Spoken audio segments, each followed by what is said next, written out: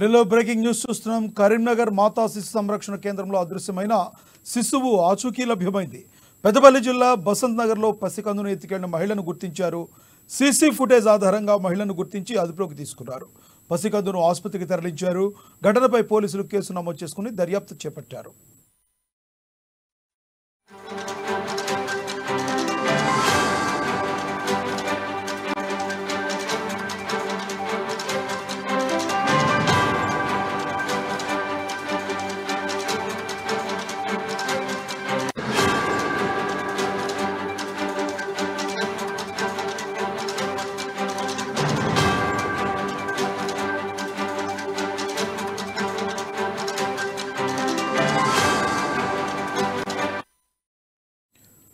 కరీంనగర్ మాతా శిశు సంరక్షణ కేంద్రంలో అదృశ్యమైన శిశువు ఆచూకీ లభ్యమైంది. పెద్దపల్లి జిల్లా బసంత్ నగర్లో పసికందును ఎత్తుకెళ్లిన మహిళను గుర్తించారు. సీసీ ఫుటేజ్ ఆధారంగా మహిళను గుర్తించి అదుపులోకి తీసుకున్నారు. పసికందును ఆసుపత్రికి తరలించారు. ఘటనపై పోలీసులు కేసు నమోదు చేసుకుని దర్యాప్తు చేపట్టారు. ఇదే విషయమై మరింత సమాచారాన్ని మా ప్రతినిధి శ్రీకాంత్ అందిస్తారు. శ్రీకాంత్, చెప్పండి, అసలు ఆ మహిళ ఎవరు? శిశువుని ఎత్తుకెళ్లాల్సిన అవసరం ఎందుకు వచ్చింది? మీ దగ్గర ఉన్న సమాచారం ఏంటి? కరీంనగర్ జిల్లా కేంద్రంలోని మాతా శిశువు కేంద్రంలో 3 రోజుల శిశువు అపహరణ కలకలం రేపింది. నిన్న ఏదైతే బీహార్ ప్రాంతానికి చెందిన ముజఫర్ జిల్లాకు చెందిన మనోజ్ నిర్మలా దంపతులు ఇద్దరు కూడా ఏదైతే బావుపేట గ్రామంలోని గ్రానైట్ క్వారీలో జీవనోపాధి కోసం కొన్ని సంవత్సరాల క్రితం వచ్చి స్థిరపడ్డారు.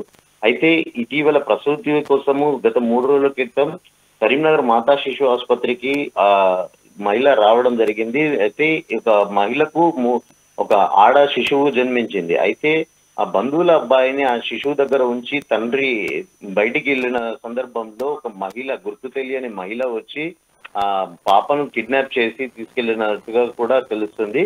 దీనికి సంబంధించి పోలీసులు సీసీ ఫుటేజ్ ఆధారంగా కూడా ఆ మహిళను గుర్తించినట్టుగా కూడా తెలుస్తుంది. అయితే ఎవరు ఆ మహిళ ఏంటి అనేది ఇంకా పూర్తిగా వివరాలు అయితే తెలియలేదు. ఇప్పుడు మరి కాసేపట్లో ఒక అరగంట సమయంలో ఏసీపీ, కరీంనగర్ ఏసీపీ ఆ మీడియా సమావేశం నిర్వహించి అసలు ఈ ఏదైతే ఆ శిశువు అపహరణకు సంబంధించి పూర్తి వివరాలు అయితే వెల్లడించనున్నారు. అంటే కేవలం 24 గంటల్లోనే ఏదైతే ఆ శిశువు అపహరణకు గురైందో ఆ అపహరణ గురించి సంబంధించి ఆ మహిళను గుర్తించడము, అదుపులోకి తీసుకోవడము, పోలీసుల ఏదైతే దర్యాప్తు వేగంగా కొనసాగించి వారికి ఆ పాపను అప్పజెప్పేందుకు కూడా సిద్ధమయ్యారు పోలీసులు. అంటే మరికొద్ది సేపట్లో కూడా ఆ మీడియా ముందు ఆ మహిళను ప్రవేశపెట్టే అవకాశం అయితే ఉంది. లక్ష్మణ్, శ్రీకాంత్, అయితే ముఖ్యంగా శిశువు దొరకటం వరకు ఓకే, కానీ మాతా శిశు సంక్షేమ కేంద్రం దగ్గర నుంచి శిశువుని అలా ఎత్తుకెళ్ళడానికి ప్రధాన లోపం ఏంటి? అక్కడ సెక్యూరిటీ పరిస్థితి ఎలా ఉంది అనేది మరి ఏమన్నా ఉందా మీ దగ్గర సమాచారం?